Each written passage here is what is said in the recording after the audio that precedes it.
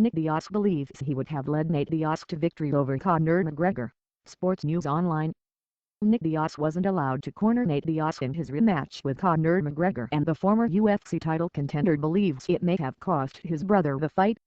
The elder Diaz brother was banned from cageside after failing to pay a fine to the Nevada State Athletic Commission when he was suspended for 18 months following a failed drug test for marijuana.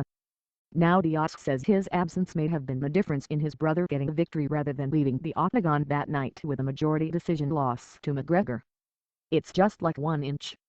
That's the difference on how that fight could have gone, and as far as I'm concerned, I definitely would have been that inch.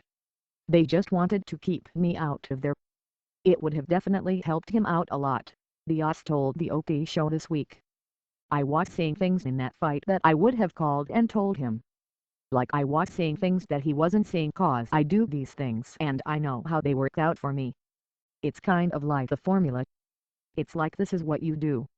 Come the third or fourth round, if I would have been there, I think we would have been able to put it together and get that guy out of there." With Nick not being allowed to corner his brother or even help him warm up in the back, the responsibility fell to former lightweight title contender Gilbert Melendez to lead the way instead. Melendez has cornered both Diaz brothers several times throughout their careers, but Nick believes he could have offered a few minor details that would have clinched the victory at UFC 202.